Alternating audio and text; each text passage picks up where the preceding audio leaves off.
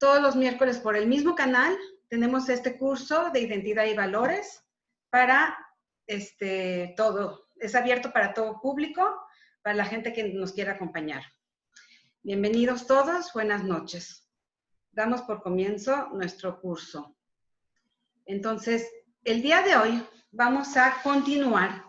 Estamos viendo, para los que no han estado en los cursos, es una continuación, pero estamos viendo todo en la vida, en la historia, cómo viene todo el patrón de la vida, cómo viene el patrón del judaísmo que se repite siempre. Entonces vamos a ver qué increíble y todo cómo vamos a ir aprendiendo de la situación, de toda la historia, de todo lo que, de nuestros patriarcas, de nuestros ancestros, ¿ok? Entonces habíamos repetido un poquito, habíamos visto un poquito de la historia de Abraham, de Jacob y un poquito de estas cosas. Entonces vamos a recordar, vamos a ver, vimos la lucha final de la historia entre todas las cosas que han pasado, que toda la misión del judaísmo se ha cumplido siempre. Sin embargo, o sea, tenemos que buscar esa hermandad y la unión entre nosotros. O sea, estamos viendo que en el final de los días siempre se refiere a la era mesiánica, ¿ok? Cuando el mundo entero va a seguir una guía judía, una guía espiritual, y todos reconocerán que hay un solo Dios, sin intermediarios, que todo es un estándar de moralidad y paz, un estándar de misión en la vida, de reconocimiento al Creador, de Akadosh Baruj Hu, que es una misión que se va a cumplir. Y esto es lo que estamos viendo. Entonces vamos a ver qué es algo increíble. Vamos a ver cómo Yosef. ¿Quién es Yosef? Yosef es José el soñador. José el soñador, Yosef, él demuestra un patrón clásico. El judío llega empobrecido en lugares, trabaja duro, asciende a la cima y pasan mil cosas que vamos a ir viendo. Entonces vamos a ver algo increíble. Si Jacob se hubiera casado con Rachel, ¿se acuerdan lo que pasó? ¿Se acuerdan de los gemelos que platicamos? ¿Se acuerdan de esos gemelos que estaban adentro del vientre de su madre y se peleaban?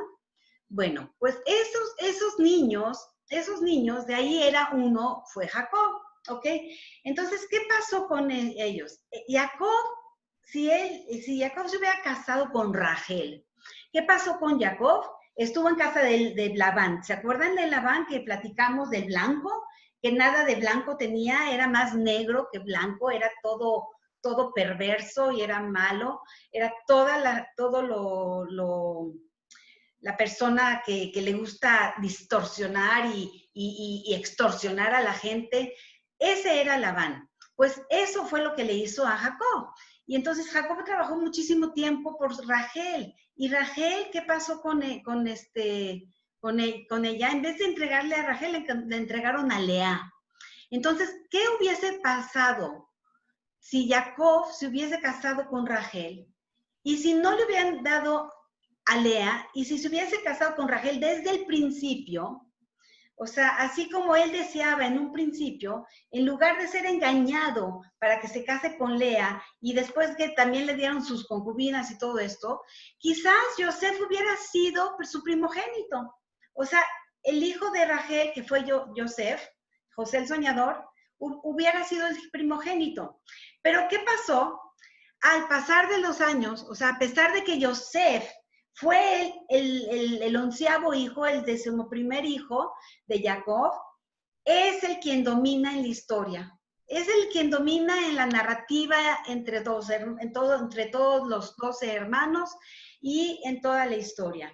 Y vemos que todo lo que pasa con Yosef es increíble. Ayer mencionamos al rey David, y el rey David fue una persona que fue bulleada por sus hermanos.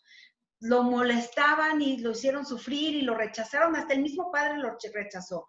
Yosef vivió algo parecido, los hermanos también lo bullearon y también lo rechazaron.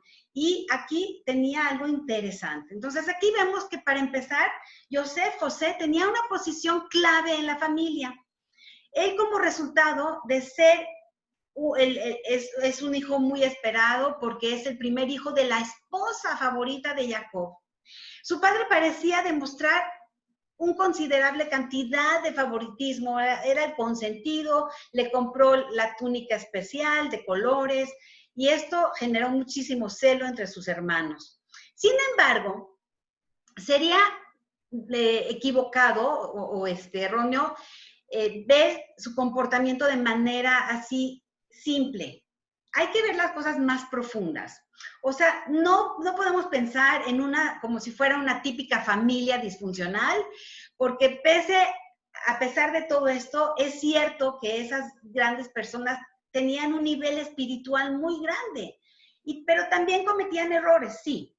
Pero, dado que estaban en un nivel espiritual tan grande, o sea, increíblemente alto, era un nivel tan alto, que debemos mirar de una forma más profunda lo que realmente estaba pasando en este momento. Entonces, ¿qué pasa ahí? ¿Qué pasa con Yosef? Yosef comienza ¿a qué? Yosef empieza a crecer. Yosef comienza a crecer. Yosef comienza a tener sueños. Y esos sueños empiezan a ser interpretados. ¿Cómo lo hemos visto? Por eso se llama Yosef el soñador, José el soñador. Entonces, él tiene un don especial de tener sueños y saber interpretar esos sueños. Entonces, sus interpretaciones son acertadas en todo momento, eran proféticas. Entonces, por ejemplo, ¿qué pasó? Él le dice a sus hermanos que un día se van a inclinar ante él, lo cual efectivamente ocurrió después, muchos años adelante. Pero para sus hermanos, esos sueños parecían que era una persona engreída, quería presumir, él quería ser mejor y mayor que todos los hermanos, quería presumir, él quería demostrar aires de grandeza y tenía un delirio de grandeza. Y eso es lo que los hermanos empezaron a pensar de él. Entonces, como ellos saben que son la familia de la cual saldrá una nación que tendrá como misión cambiar el mundo, entonces probablemente pensaron que Yosef estaba poniendo en peligro el futuro de la humanidad. O sea, ellos sabían que de ellos iba a salir todas las naciones, que de ellos iba a nacer esa nación tan grande.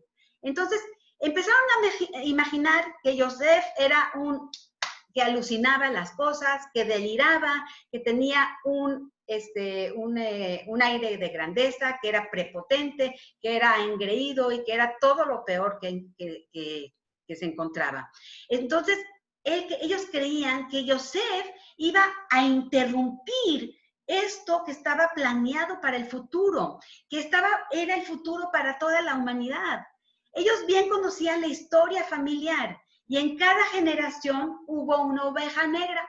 En todos lados hay esa oveja negra. Siempre hay ese puntito negro en la hoja blanca. ¿Y qué vemos nosotros? El punto negro, ¿verdad? Así es. Nosotros siempre nos fijamos en las cosas negativas y entonces así es. Entonces ellos vieron en Yosef ese puntito negro. Esa oveja negra la vieron en Yosef. Entonces, primero vemos que si retornamos a la historia, vamos a ver, primero fue Ismael, luego después estuvo Esaf, y entonces, por lo que es posible que ellos pensaron que Yosef era el malvado de la generación. O sea, ya retornaron ellos y dijeron, Ismael fue el malo. Después vino Esaf, y ahora es Yosef. Empezaron a pensar eso. Y así, pero no se les quitó de la cabeza. Ellos estaban seguros de que eso era así. Entonces dijeron, él es el malvado de la generación. Y entonces no empezaron a contemplar otra opción.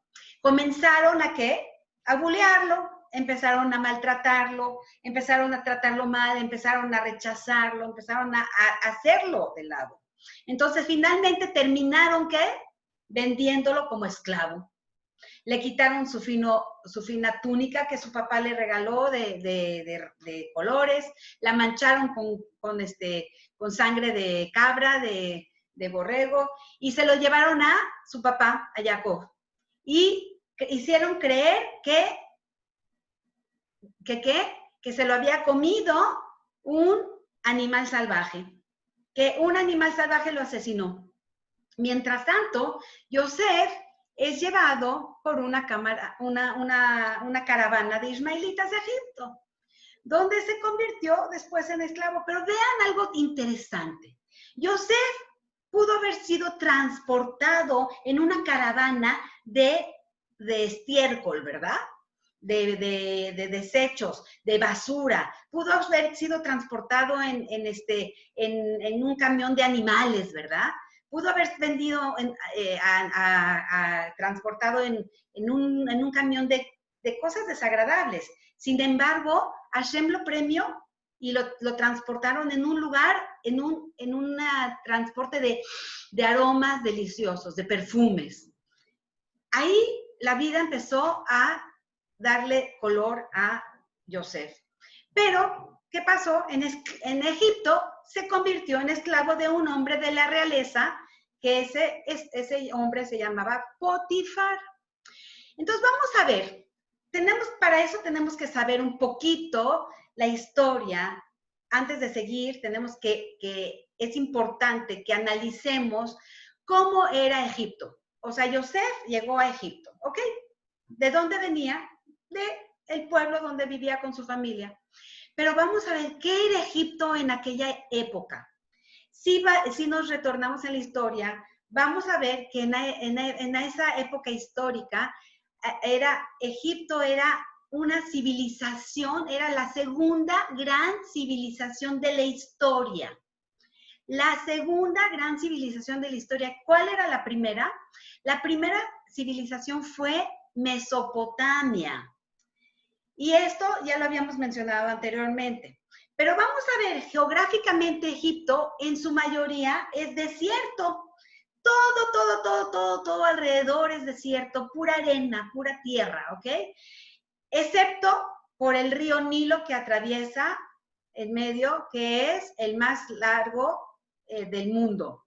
Y si no fluyera por Egipto, el país sería pura arena. En la antigüedad, solo el 3% de Egipto era tierra habitable y ese pedacito era arable, o sea que se podía cosechar. Todo lo demás, absolutamente todo lo demás que era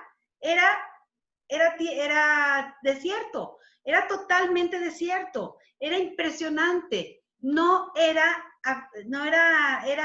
inhabitable, era totalmente inhabitable. Era desierto, por todos lados donde voltearas, era desértico.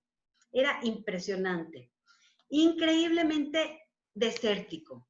Ahora, vamos a estudiar qué estaba pasando ahí. ¿Qué era realmente Egipto?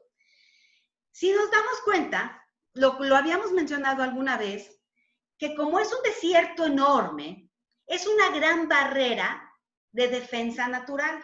O sea, que la gente que quiere atacar Egipto no puede tan fácil ser atacado. ¿Por qué? Porque estuviera totalmente desolado y es casi virtualmente imposible de invadir.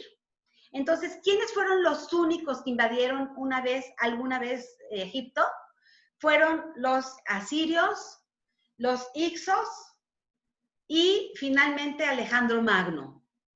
Pero estas son las 3 únicas veces en 3000 años que Egipto fuera atacado. O sea, vemos que Egipto fue la civilización humana que más persistió en la historia y sufrió muy pocos cambios en esos 3000 años de existencia. Si nos ponemos a pensar un poquito en qué cambió Egipto en 3000 años, vamos a imaginarnos, es algo impresionante, impresionante. ¿Qué es lo que ha cambiado de Egipto? Realmente no hay mucho cambio. No hay tanto cambio en su civilización. O sea, vamos a pensar cómo está Egipto ahorita y cómo era Egipto antes. ¿Tanto cambio? No hay. ¿Alguien ha visitado Egipto? ¿Alguien ha visto lo que es Egipto realmente? En esos 3000 años, ¿qué evolución ha tenido? No ha tenido grandes cambios. Y en lo mucho que aunque el mundo sea moderno, ha cambiado muy poco en cientos de años y cientos de años. Es sorprendente lo estable que fue esa sociedad antes. Y en gran medida se debió a esa geografía. Pero vamos a ver algo interesante. A pesar de que no tenemos datos exactos del comienzo de la civilización de los egipcios, se cree que esta empezó más o menos en la edad de bronce temprana, hace más de 3000 años, que fue una cultura muy sofisticada. Vamos a pensar, imaginar, considerando las hazañas de ingeniería, imagínense la ingeniería que representan las pirámides. Estas pirámides son impresionantes. La gran pirámide de Giza es la más grande que alguna vez se construyó. Imagínense, esa pirámide consta de 5 hectáreas de superficie, más 150 metros de altura. Imagínense, ¿saben lo que son 150 metros de altura? ¿Saben lo que son 5 hectáreas? ¿Qué es una hectárea? ¿Qué es una hectárea? 1000 metros. 5 hectáreas, 5000 metros, imagínense. 150 metros de altura. Está compuesta por más de 2 millones de bloques de piedra con un peso de más de 5 millones de toneladas. Imagínense eso, ¿pueden imaginarse? 5 millones de toneladas. Y fue construida por gente que no tenía ninguna herramienta de hierro. También fue la estructura más alta del mundo hecha por el hombre durante 43 siglos. Incluso con toda nuestra tecnología moderna, que ya tenemos grúas impresionantes, gigantes, tendríamos dificultad para intentar llevar a cabo esa hazaña. Hoy en día, construir una pirámide como esas sería algo muy sofisticado, con toda la tecnología que tenemos, con toda la infraestructura, con todas las grúas. Sería impresionante. Ellos obviamente tenían técnicas, imagínense, ellos tenían técnicas tremendamente sofisticadas para cortar esas piedras y sus conocimientos de ingeniería. Esos conocimientos de ingeniería les permitían mover aquellos grandes bloques gigantes de piedra. Ellos tenían poleas, tenían palancas, tenían muchísimo poder muscular. Imagínense todo lo que tenían. Entonces se estima más o menos, vamos a hacer un cálculo, que para construir esa pirámide de Giza, hicieron falta más o menos 100,000 hombres y 30 años. Vamos a pensar, ¿ok? 100,000 hombres y 30 años, porque poner tanto esfuerzo, o sea, ahora vamos, tanto esfuerzo para eso. Ahora vamos a preguntarnos, ¿qué es la pirámide de Giza? ¿Alguien se ha preguntado qué es esa pirámide? Esa pirámide son tumbas, es una tumba. ¿Por qué poner tanto esfuerzo en una tumba? ¿Saben por qué? Porque los egipcios eran muy sofisticados espiritualmente. A pesar de ser una espiritualidad oscura, no tiene que ser despreciada tan rápido. O sea, no podemos despreciar esa cultura que tenían, esa espiritualidad oscura que tenían. Se preocupaban por la muerte, que es lo que causó que perfeccionaran la momificación. ¿Qué es la momificación? ¿Qué hacían ellos? Como las películas de terror, que envuelven así con con vendas todo el cuerpo y luego anda la momia caminando, pues ellos se perfeccionaron en momificar a los muertos con químicos, con productos especiales para que el cuerpo quedara intacto. Y los envolvían y quedaba el cuerpo preciosamente hermoso. Los enterraban con todas sus joyas y todas esas cosas. Se preocupaban por la muerte. Eso hizo que se perfeccionaran en todo esto. ¿Por qué se preocupaban en la muerte? Imagínense, hay un libro que se llama El Libro de los Muertos. Sí, a lo mejor puede ser una lectura que puede ser amena para el que le guste este tipo de temas. El Libro de los Muertos. Eso es el libro sagrado de ellos, el Libro de los Muertos. Ellos creían que el faraón era un dios viviente. Ellos tenían muchísimos ídolos. Creían que el faraón era el líder absoluto y tenía el poder absoluto, que su posición en la vida después de la muerte afectaría la prosperidad de Egipto. El futuro del país dependía de una entrada apropiada del faraón al más allá, al mundo venidero. Entonces debían de hacerle una muy bonita tumba, una tumba maravillosa, hacerle los arreglos correctos y asegurarse de que ingresara adecuadamente y correctamente al más allá. Y si no lo hacía, les podía ir muy mal a todos, eso creían ellos. Esto explica el por qué crear esas extraordinarias tumbas. ¿Por qué de esas extraordinarias construcciones?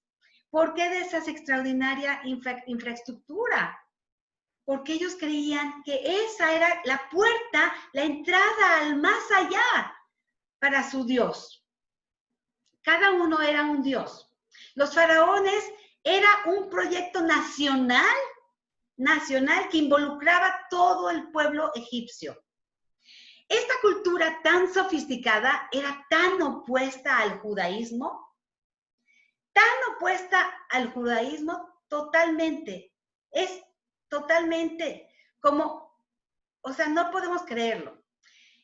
Ellos practicaban la idolatría, ¿ok? En el antiguo Egipto, imagínense, idolatraban un estimado de 2,000 dioses diferentes. Están más o menos, creo que la India ahorita está peor, pero era algo parecido. La India también adoran más de 3,000 dioses, o no sé cuántos dioses tienen. Egipto era algo parecido. Idolatraban a más de 2,000 dioses diferentes, con cabeza de hipopótamo, con cabeza de halcones, con cabeza de cocodrilos. Fue una civilización totalmente idólatra en extremo. Era muy religiosa y espiritual en su propio sentido, pero al mismo tiempo, además de ser sumamente idólatra, no eran primitivos. No eran supersticiosos ni tontos. Ellos entendían perfectamente el poder espiritual. Y era un pueblo sofisticado. Era un pueblo totalmente sofisticado que realmente creía en el poder de la idolatría. Entonces nosotros nos imaginamos, es como que contradictorio. Son muy sofisticados, no son primitivos, son cultos y creen en animales, en personas con cabeza de cocodrilo y hipopótamo y les creaban totalmente poderes. ¿Realmente creían en el poder de la idolatría? Pues así es, amigos. El hecho de que esas naciones antiguas tan sofisticadas estuvieran tan cautivadas por la idolatría es la prueba de que realmente había alguna clase de poder en ella. O sea, sí existía un poder. ¿Cuál es el poder? El poder de la mente humana. Entonces vamos a ver lo que explica el esfuerzo y gastos masivos puestos en esas construcciones de tantas tumbas y tantos templos y tantos ídolos. Sin embargo, uno de los principios fundamentales del judaísmo es que no hay poder alguno más allá que Akadosh Baruj Hu. No hay poder alguno más allá que Dios. El único creador es solo uno. No hay más. No hay intermediarios. No hay otros dioses. No hay nadie más que dé la cara por Hashem. Nosotros le pedimos directamente a Dios. No necesitamos intermediarios. Esa es nuestra filosofía. Esa es nuestros fundamentos. Esa es nuestra fe. Esa es toda nuestra base del judaísmo. Es un solo Dios. Nosotros no idolatramos. Nosotros no tenemos intermediarios. Entonces, el judaísmo va más allá. La idolatría es una ilusión. La idolatría es una ilusión. Entonces, hay una pregunta. ¿De dónde se saca el poder de la idolatría? Porque muchas gentes y muchos pueblos creen en ídolos. Muchas gentes creen en intermediarios. Muchas gentes creen en mesías falsos. Muchas gentes creen en otros dioses o hijos de dioses. Muchas gentes creen en otras cosas. Y a veces le dan poder y a veces tiene poder. Entonces, ¿dónde viene ese poder? ¿De dónde saca ese poder, esa idolatría? La respuesta, amigos, es Dios mismo. La respuesta es Hashem mismo. La esencia del ser humano es usar su libre albedrío para elegir. Y la elección más importante que hace una persona es vivir con la realidad de Hashem, la realidad de Dios. Para que esta elección sea significativa, debe de haber otras opciones reales.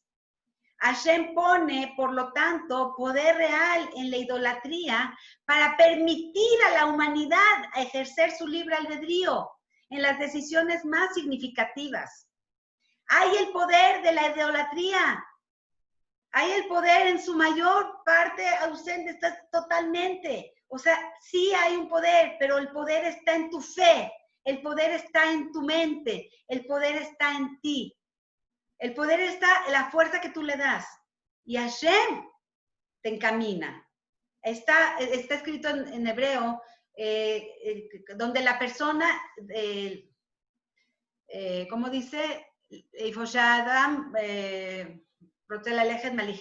Dice, donde la persona quiere ir, lo encaminan. O sea, si la persona quiere ir al mal camino, Hashem lo va a encaminar al mal camino. Si la persona quiere ir al buen camino, lo van a encaminar al buen camino. Así es. Hashem pone, por lo tanto, toda esta fuerza. Entonces, el poder de la idolatría está en su mayor parte ausente. No tiene poder la idolatría. Y la razón de esto es porque Akadosh Baruj Hu está ahí y el poder está en tu mente. Entonces, este es un punto crucial sobre las civilizaciones antiguas, ¿ok? En nuestra arrogancia moderna, a menudo tenemos que mirar a los pueblos antiguos como menos sofisticados incluso. O sea, nosotros creemos que los pueblos antiguos son antiguos, menos sofisticados, primitivos. Eso es lo que creemos. Que no tienen ciencia, no tienen tecnologías modernas, son totalmente primitivos y nos los imaginamos con el cincel y el martillo rompiendo piedras como picapiedras. Pero tenemos ciencia, nosotros tenemos ciencia, tenemos tecnología. ¿Qué tenían hace miles de años? ¿Qué tenían hace miles de años? Nada puede estar más lejos de la verdad, amigos. Es impresionante. El conocimiento de las civilizaciones antiguas, el conocimiento que tenían de ingeniería, perdón, Baruch Ata Adonai Eloheinu Melech Haolam, Shea Kol Niya Biparo.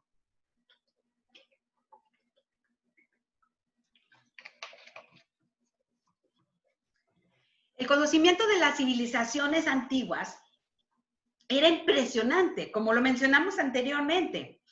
esa tecnología, esa ingeniería, esa matemática, esa física, esa astronomía, la medicina, todo. Era un mundo muy impresionante. Espiritualmente, el contraste es incluso más extenso todavía. Y era muy extremo también. Tanto la tradición judía como la arqueología muestra que los pueblos antiguos estaban mucho más conectados espiritualmente que lo que estamos hoy en día. O sea, ¿cuál es el núcleo? ¿Cuál es la esencia de la luz divina? La principal era el Adam Arishon. ¿Quién es Adam Arishon? El Adán y Eva. Ellos están conectados a la luz principal del mundo entero, ¿ok? Y nosotros ya estamos más lejos. Mientras más lejos nos alejamos de la creación, nos alejamos más de la esencia divina de la creación, de esa luz principal que es Akadosh Baruj Hu, Hashem. Entonces, hay un poder espiritual tan lejos, cada vez nos vamos alejando del pasado, cada vez nos vamos alejando de la esencia divina de Hashem, de esa luz. Cada vez estamos menos conectados.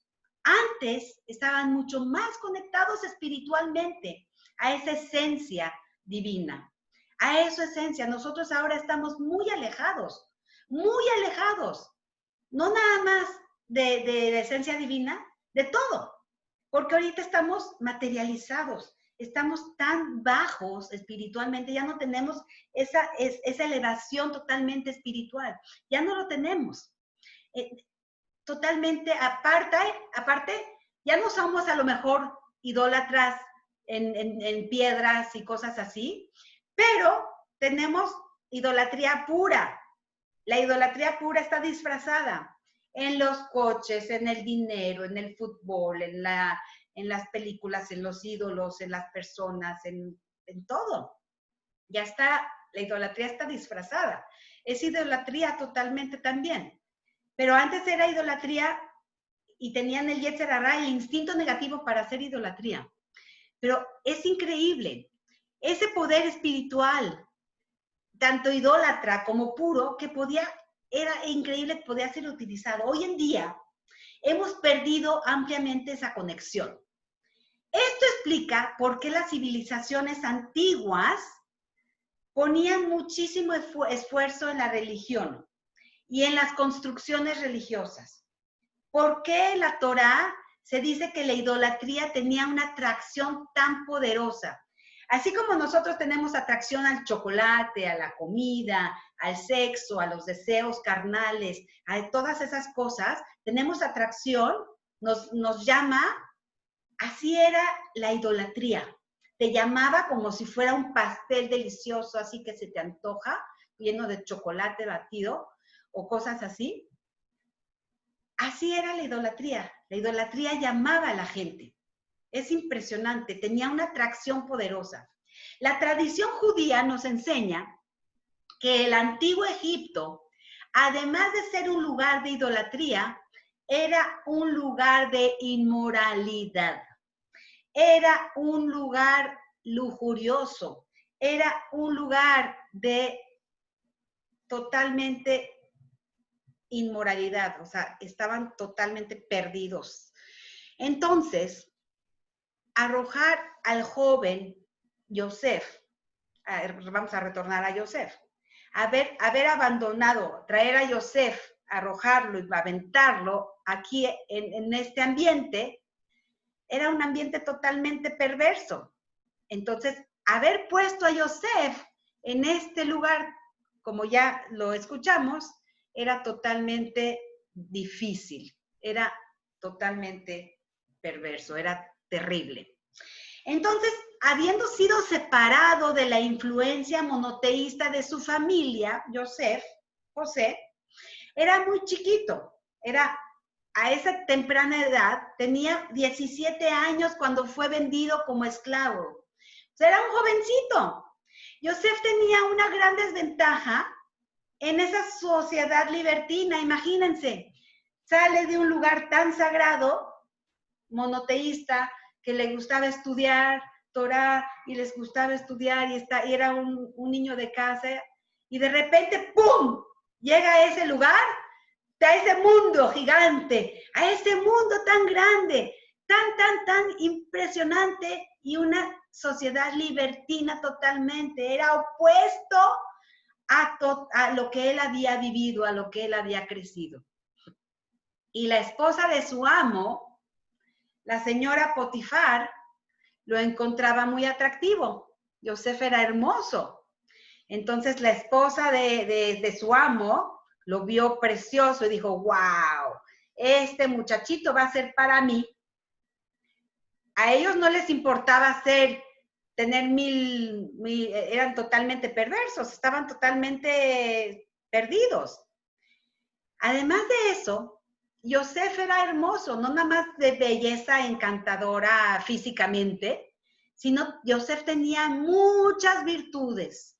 Era inteligente, era trabajador, era honesto, era sencillo, era humilde. Él se elevó en su posición de simple esclavo adolescente, fue a ser cabeza del hogar de Potifar, porque Hashem lo bendijo y fue santificado y fue totalmente bendecido, y eso lo vio la esposa de Potifar, la señora de Potifar. Lo vio totalmente maravilloso, dijo, wow, este niño es para mí, este niño tiene que ser para mí. Entonces, este clásico patrón histórico de los judíos en la diáspora será repetido una y otra vez por miles de años.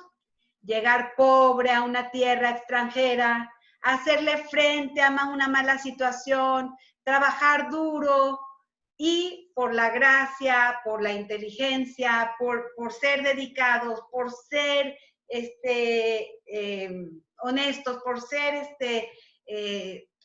trabajadores, luchadores y todo, sales adelante, Dios te bendice, rápidamente te elevas hasta llegar a la cima. Y entonces en este momento, la esposa de Potifar no estaba tan contenta de que Yosef, pues, la rechaza. Ella tan hermosa, con tanto poder, quiere comprarlo y Yosef no. Yosef está a punto de pecar. Ella empieza a seducirlo. Empieza a proponerle que esté con él. Empieza a proponerle, a hacerle propuestas y empieza a quererlo comprar. Empieza a seducirlo.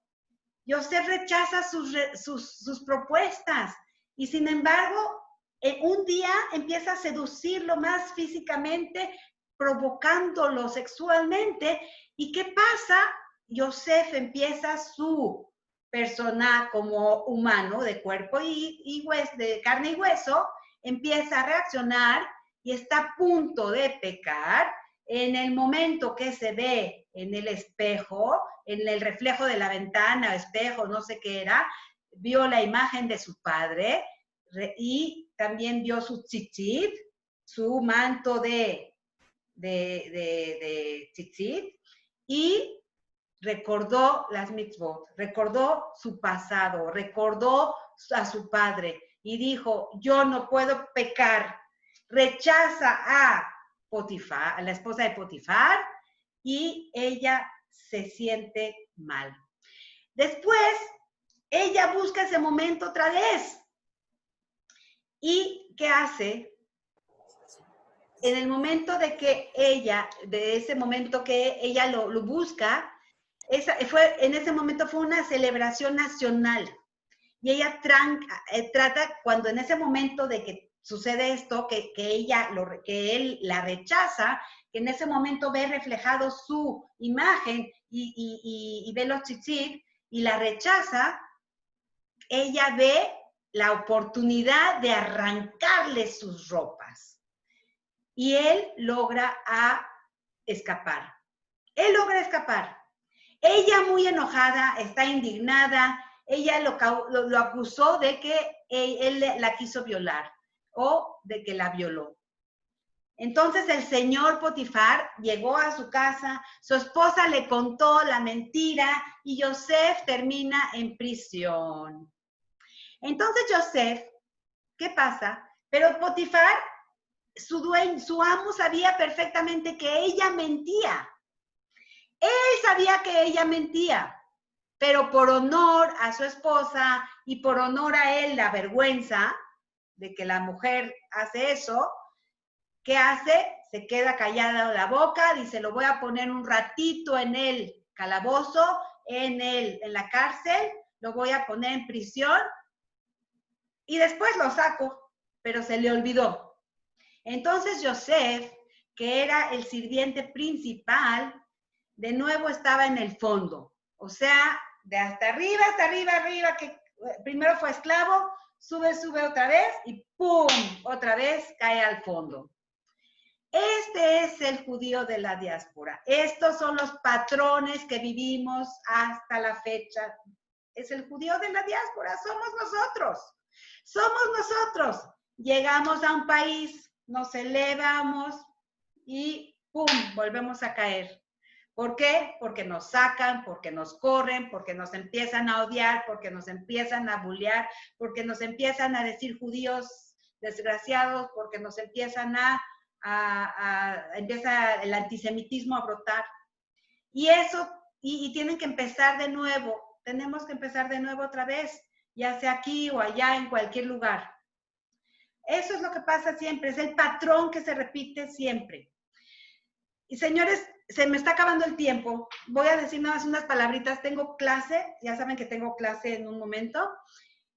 Y vamos a seguir un poquito para terminar, para cerrar. Entonces, Joseph ahora estaba en prisión, pero ascendió después con muchísima rapidez hasta ser el prisionero principal. O sea, adentro de la cárcel subió a ser prisionero principal. Otra vez vemos que el patrón del judaísmo se repite. Todo se vuelve a repetir. Incluso como prisionero, no lo puedes mantener abajo. Siempre va a subir. Y con esto, amigos, me despido. Terminamos por el día de hoy, pero vamos a abrir los micrófonos para despedirnos. Y quiero recordarles que nos vemos la próxima clase el miércoles a la misma hora en el mismo canal. Nos vemos aquí, ¿ok? Nos vemos aquí en el mismo canal, el mismo link es el mismitito para vernos el próximo miércoles a la misma hora. Guarden el link, por favor, que es el mismo. Y pueden invitar a sus amigos, pueden invitar a toda la gente que ustedes quieran. Y continuamos la próxima semana. Gracias. Les mando muchos besos. Gracias, Shirley. Un abrazo, te quiero. Un beso. Gracias. Gracias. Baruch Hashem. Besitos, gracias. Todo lo mejor, los quiero mucho. Igual para usted. Bienvenidos siempre. Inviten siempre a todos. Gracias, Shirley. Cuídense mucho. Tú también. Bye, bye. Gracias.